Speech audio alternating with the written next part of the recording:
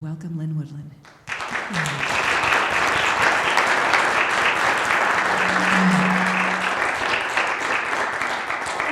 Thank you, everyone. It's just lovely to be back here. Well, I heard that the theme for this month is the illusion of control, which fits perfectly with what I wanted to talk about today, because I wanted to talk about the times we're in. And, the only thing we can count on about these times is that everything's going to change. Give it a minute, it'll change, kind of like Minnesota weather. We really do live in just the most extreme times right now.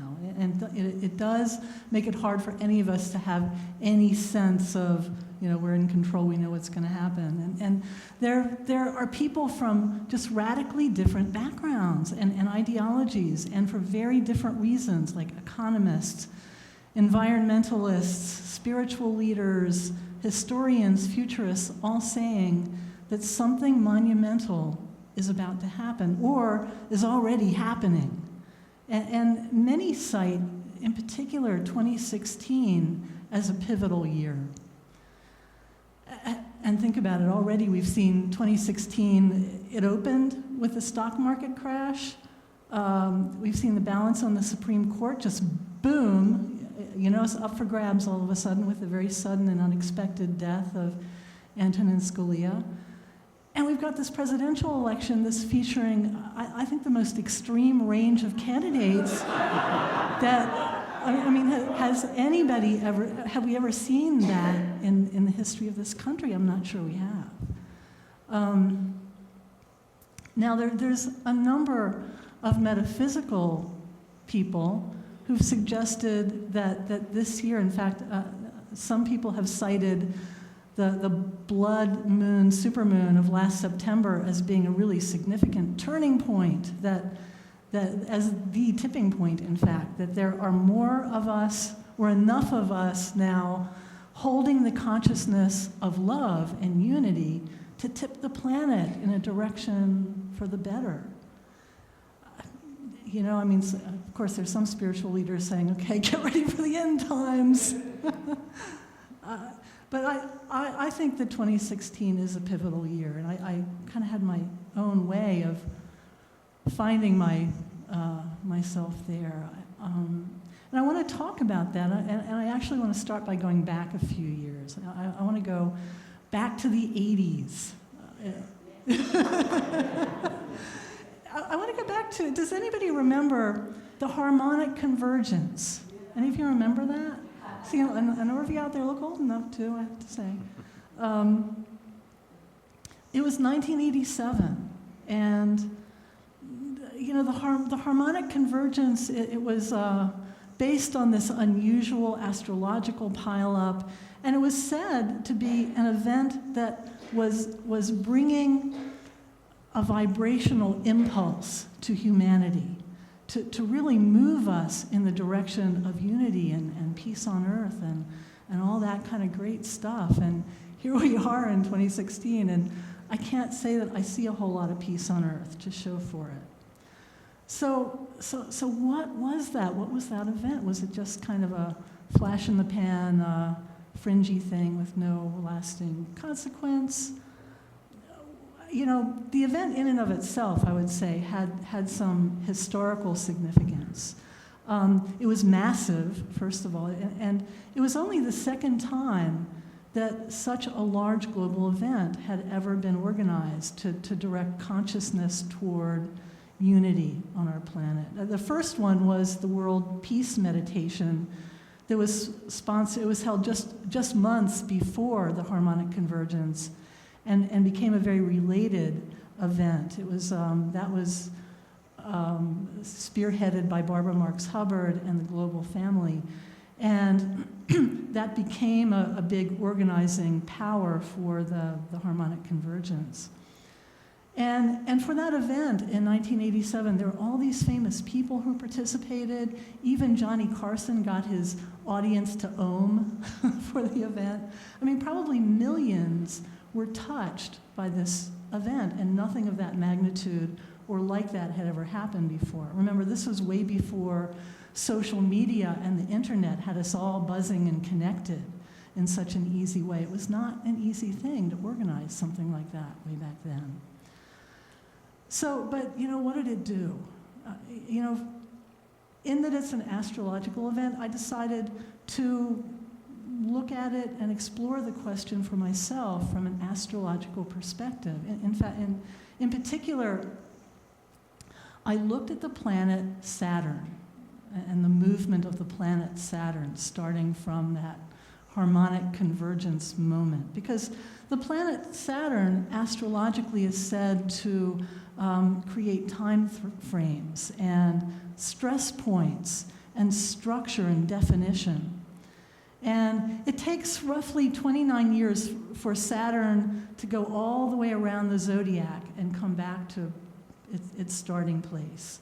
Many of you may have remembered your first Saturn return as being kind of a stressful, that 29-year-old time. And many of you, I'm guessing, have experienced your second Saturn return, where it's said to be a coming-of-age point. And if you look at the planet Saturn and its transits, from the moment when something begins, whether it's a human life, an organization, even a unity impulse, approximately every 7 years, in other words, the time it takes Saturn to move 90 degrees from where it started, there will be a testing point or a marker event of some sort. So those 90-degree points should be important. So what I did, I just dug out my dusty old ephemeris that I haven't opened in a while that charts the exact movement of the planets. And I just started looking. I think Saturn was something like 14.5 degrees of Sagittarius, during the harmonic convergence.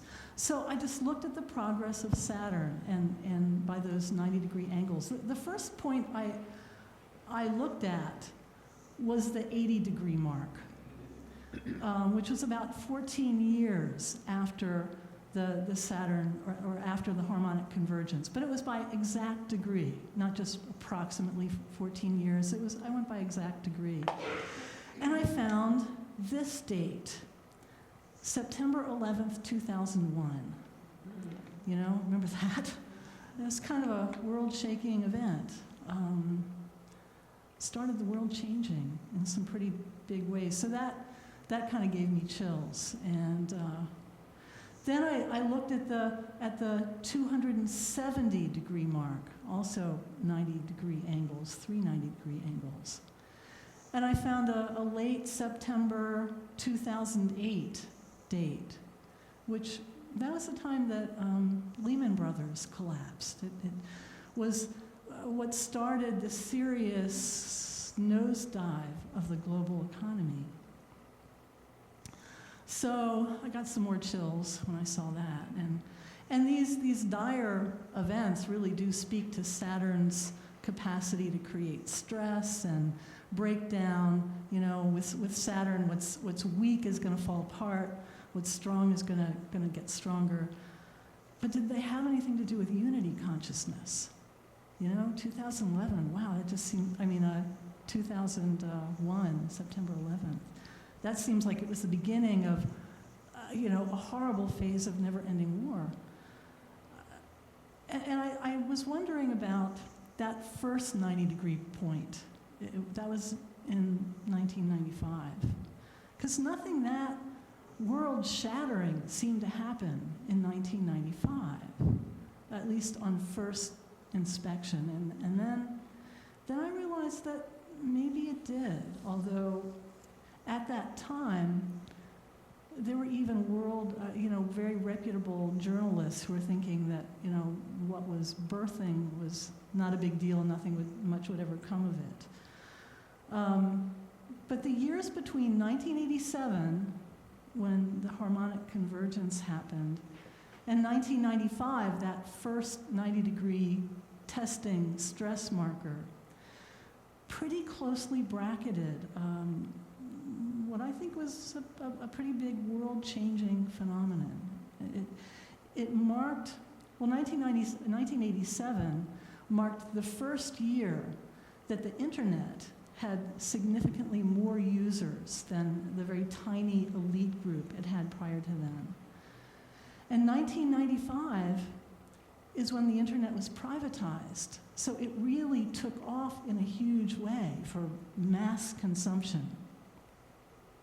So 1987 to 1985 was when the internet as we know it was developed, really incubated, and launched for mass use. And since then, I believe the internet has been one of the most instrumental parts of our evolution as a species. It's created infrastructures for new models of power that is very egalitarian, very lateral, circles, communities. It's given access to global interconnectedness, to masses and masses of people. All of us, we could just go out there on Facebook right now and make a friend across the world. Just say hi, answer my friend request. You know, we've never, that's unprecedented. And, you know, we've had this quietly growing infrastructure that's become such a daily necessity so quickly that I think it's sometimes easy to forget how huge this is. And there's still the old infrastructures based on hierarchical power rather than lateral power, and much more entrenched in fear and greed. And you know, we see all the ways that they are just going to greater and greater extremes with dire consequences that you know, could destroy us. But at the same time, this amazing new infrastructure has just been quietly growing and very rapidly growing that really just might save us. So we've got 1995, we've got 2001, we've got 2008, some pretty big deals going on. And that brings us to now, right now, 2016. Saturn has now come exactly 360 degrees around to where it was at the Harmonic Convergence. And like I said, symbolically, Saturn is said to be a coming-of-age time. You know, when what's weak falls apart, what's strong solidifies by being tested. And there's also an opportunity to see the consequences of our choices coming really fully to fruition. So how does all this translate into the growing up of an impulse, a vibrational impulse? What does that mean? Where have our choices led us since then? Well, you know, I think we're seeing that waging war against terrorism, you know, that war that started, you know, really that whole war on terror that started at one of the stress points in 2001. We're seeing that waging war against terrorism has created more terrorists than ever before. So, you know, the whole war on terrorism thing, maybe not one of our better choices. And did you all know that only 55% of the electorate voted in 2012? And there were less than 40% who voted in the 2014 midterms. And what that enabled was all kinds of big money interests to pour enough money into elections, especially in midterm years, to swing them toward their preferred candidates. You know, they often only needed as little as 18, 19%. You know, and then, gosh, one day we wake up and we find that all the children of a significant Midwestern city have been irreparably poisoned due to budget cutting, to cost cutting. So, you know, political apathy is maybe not one of our better choices. You know, of all the world democracies, we have a huge amount of apathy in that area. Now, maybe one of the most obvious manifestations of this unity impulse we can see in the people who've been born since then. We have a whole generation now who've been profoundly shaped and influenced by the internet, and with its high degree of connectivity to everyone, and this easy access to decentralized, non-hierarchical global communities. This generation shows just an enormous proclivity for embracing things like sharing and collaboration and egalitarianism, and are way less concerned than previous generations about differences of race and culture and gender orientation. Now, unlike the 1980s, remember the 80s? I know a lot of us do. Remember yuppies, young urban professionals? We're all about aspiring to conspicuous consumption. Today's youth are much more likely to aspire toward collaborative consumption, sharing economy, sustainability, and much of this has been internet-enabled. So we really are living in the midst of this huge paradigm shift and feeling the extremes of both. It's not like we've tipped so that now, world leaders get together and sing Kumbaya. It's all happening on both sides bigger than ever. And I believe 2016 is going to be a whole year where things happen in extreme and surprising and sudden ways, for better and not so much. We're really seeing the last gasp of an old order that's made up of hierarchical power structures, where small groups at the top control and often exploit all those further down the chain. And this new order is really based much more on connected communities, just working cooperatively for the benefit of all. And this isn't futuristic or utopian. This is happening in many, many, many contexts in response to the heightened connectivity that has been afforded by the internet.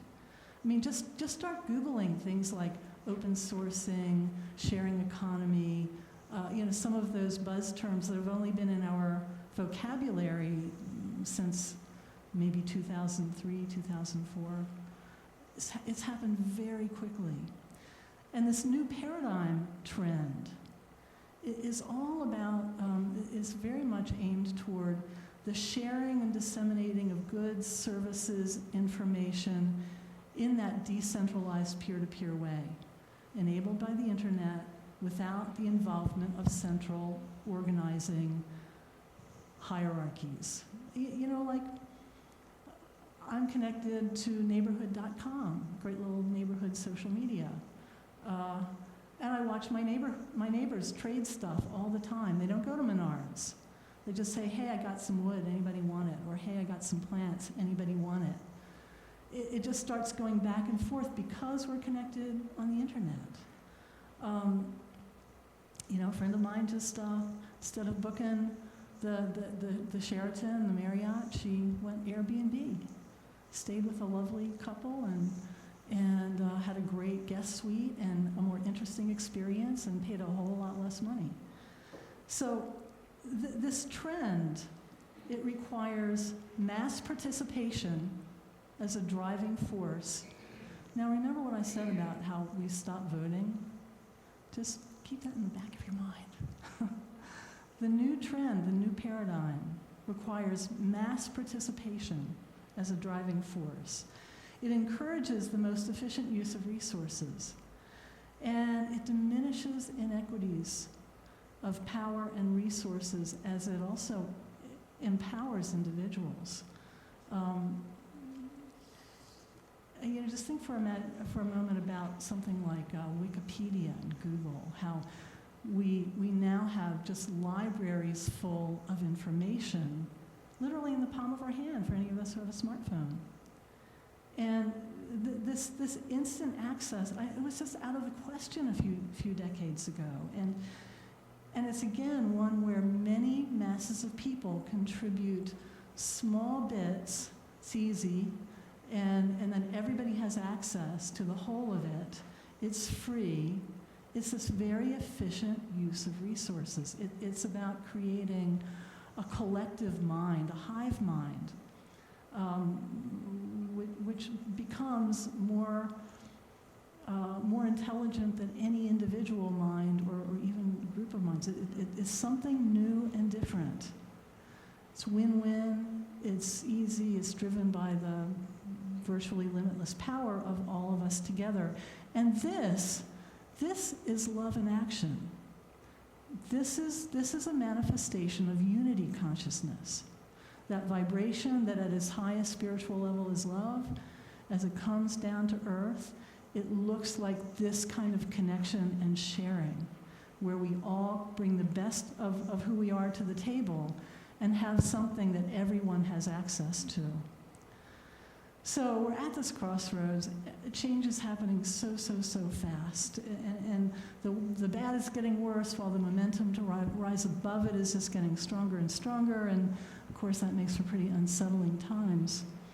And we're seeing a really interesting enactment of this whole paradigm in our political process right now. And I want to talk about it a little bit, not to get political so much, as to just point out how our political process is just perfectly enacting and clarifying just many of the dynamics of this process of change and how we're coping with it, struggling with it, dealing with it, embracing it. Because we have, if you think about it, we have this very pure representation of old paradigm power in the form of Donald Trump.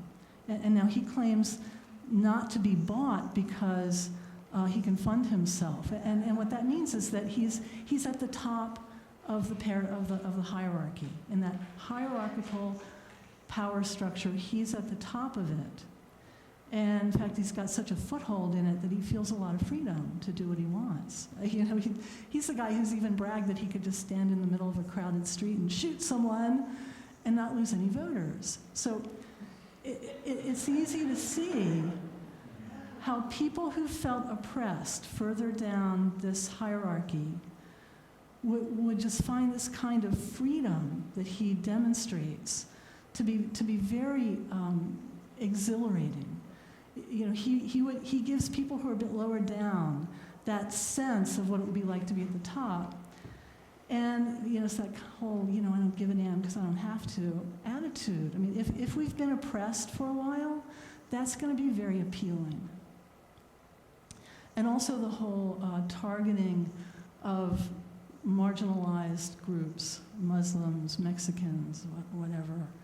That also really appeals to people who have a very fixed place in the hierarchy because it gives that illusion of being higher up by keeping somebody else down. So we've got one extreme. Then on the other, and central casting could not have done a better job with these extremes. On the other extreme, we've got Bernie Sanders, who, you know, he also claims not to be bought because he's funded entirely by small donations. Now, his whole campaign is all about diminishing the inequities between the top and the bottom of the hierarchy and starting a movement that is about everyone showing up. And it's all very much new paradigm model of masses of people making small contributions, be it through a vote or through a donation, to quickly and easily empower us all to create change. You know, and as I mentioned, a lot of the mess our government is in is because we all stopped, or so many of us stopped showing up. Sometimes most of us stopped showing up. And this is why I've been telling people, if you have tuned out of politics, now's the time to tune back in because everything is different now. Energetically, everything is different now. Showing up can actually create a change. And, you know, and okay, so we have a lot of other candidates too, and they all fall somewhere on this continuum. You know, we got our two extremes, right from central casting. But think about Hillary Clinton. She's promising to work hard within the existing power structure to create realistic incremental changes. Then on the Republican side, we have various candidates who are promising to maintain a status quo and even take us back a few years to times that just seemed simpler, gentler, less unpredictable. And it's easy to see how all of these positions would have an appeal. Hillary can really appeal to our desire for change, our desire to have someone fight and stand up for us, and yet still, our pragmatic fear that we can't hope for too much, that change has to be hard-won. Now, interestingly, I think that the power of this, I think this election is way bigger than any of the players. I think Sanders has kind of stepped into that new paradigm energy. But, we've seen Clinton already morph toward a lot of his positions. I think this, revolution, whatever Bernie has started, is going to go one way or another because the times are so calling for it. Now, all these more conservative candidates are really showing us that it's possible to hold back the tides of change during extreme times, at least giving us the illusion of control.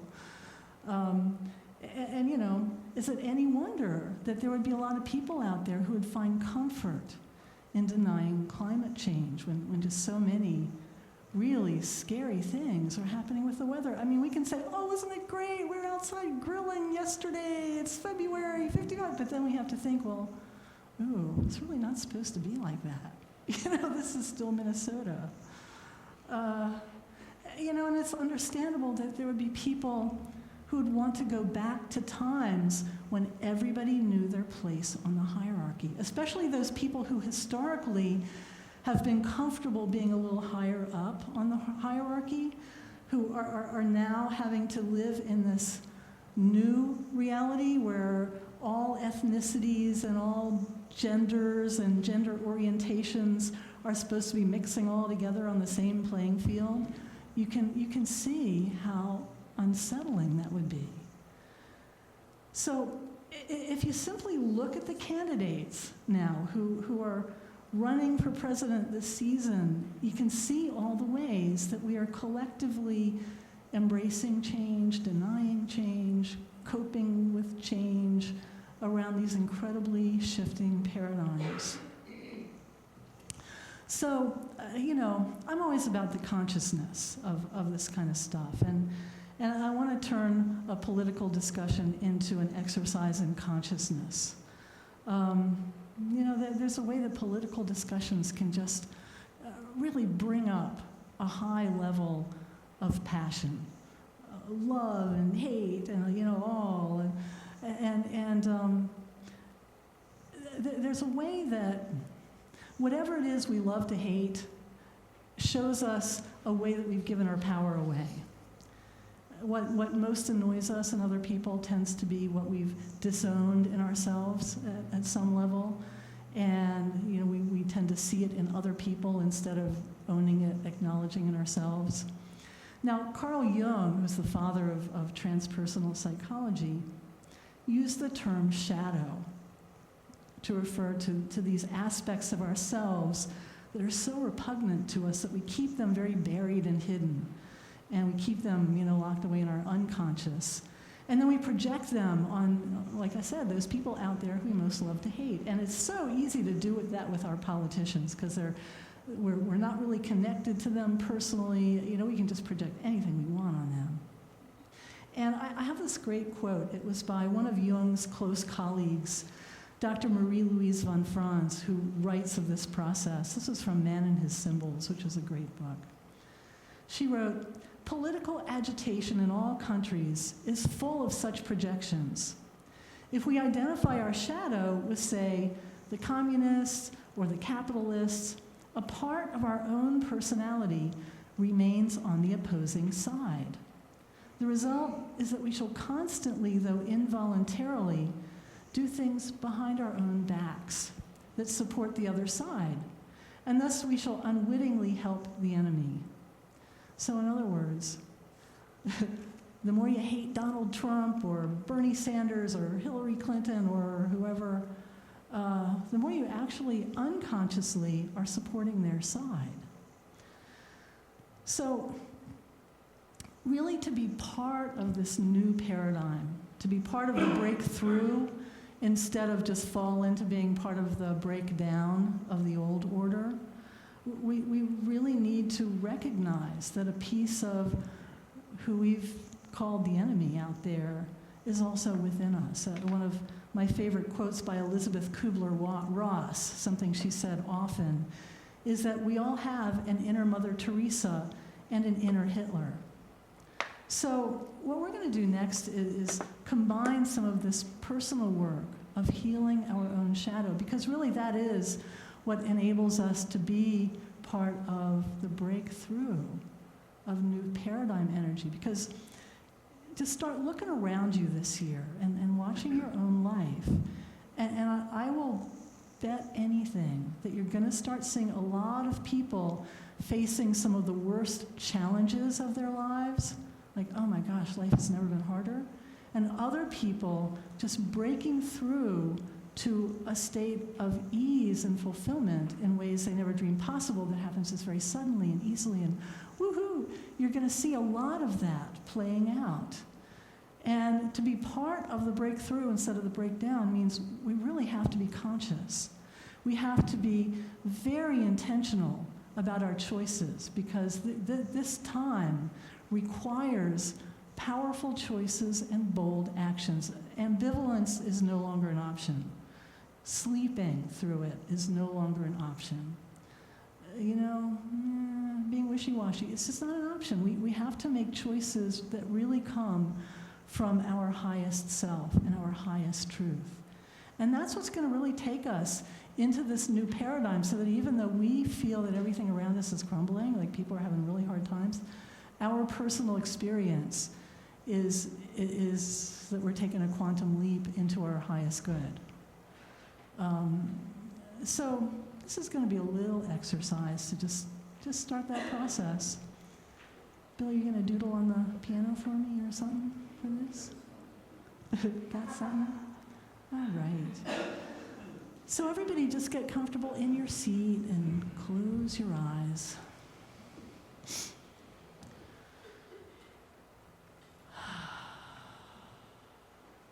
Just relax your body and quiet your thoughts with some deep, full breaths.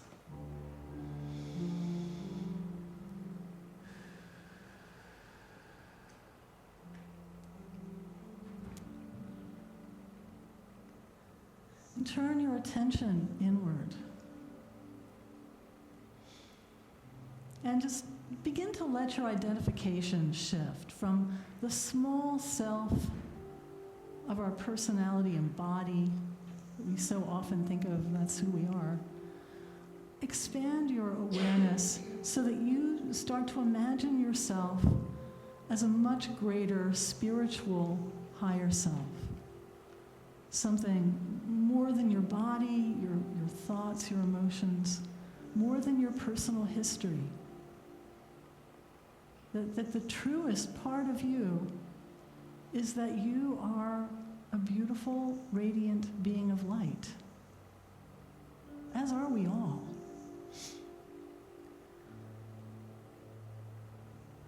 So just let your mind expand to include that awareness of who you are.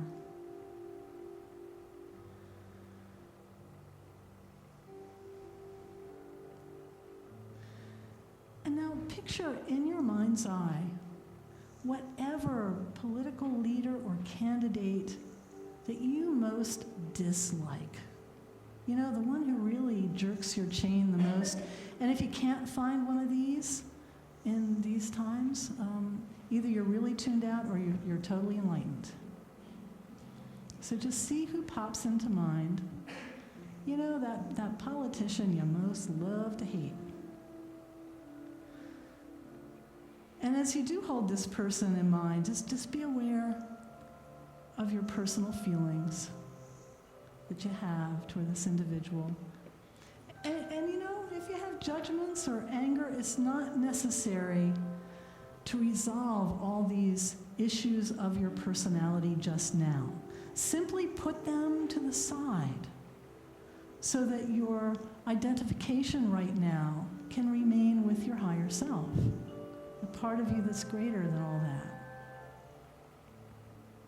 And just see if you can just view this individual through the eyes of your higher self, knowing that this individual, no matter how much you don't like them, is also a being of light, a spiritual being of light, because that is what we all are. And as such, is worthy of your love. Recognize the higher truth that withholding love from any living being only harms you. So now, just from your heart, send the simplest of prayers to this individual. I love and bless you. And even if your personality doesn't quite feel it, ask your higher self to transmit this prayer with sincerity and authenticity. I love and bless you.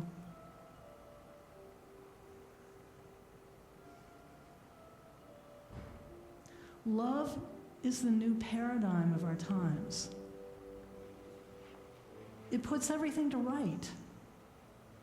It's the only way to take the wind out of the sails of political leaders who aren't in service to love. I love and bless you. And now do the same with whatever political candidates, leaders you most love. Send your love and blessing. I love and bless you. Studies have shown that prayer is really potent, that something happens. So even if you don't believe it, imagine that your simple prayer has an impact. I love and bless you.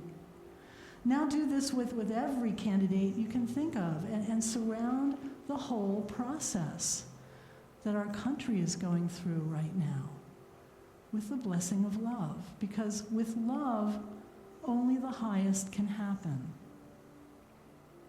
I love and bless you. Just send that prayer out in as many ways as you can think to do it right now. I love and bless you.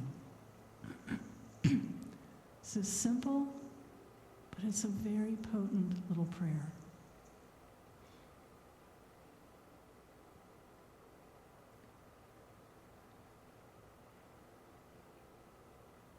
And when you leave here today, consider taking this prayer with you. So whenever you hear angry political discourse, send love and blessing. Whenever your own judgments are rising, send love and blessing. When you feel excited and hopeful, send love and blessing. For many reasons, 2016 is a pivotal year. And this political election might be the most important one any of us has ever seen. We can all make a difference by infusing the whole process with the consciousness of love. But we also need to show up and vote. So gently, just bring yourself back. Take some deep breaths. And I want to just, we're going to take the offering in a moment, but I want to just read something that the Dalai Lama said. So he basically said, We can't solve the world problems only with prayer. Basically, we broke the world, we have to get busy fixing it. His actual words were more like this: we cannot solve this problem only through prayers. I'm a Buddhist and I believe in praying, but humans have created this problem. And now we're asking God to solve it. It is illogical. God would say, solve it yourself because you created it in the first place. And I would hold that some of the political mess we're seeing in this country, we created ourselves by simply not showing up, by sleeping. For united we stand, divided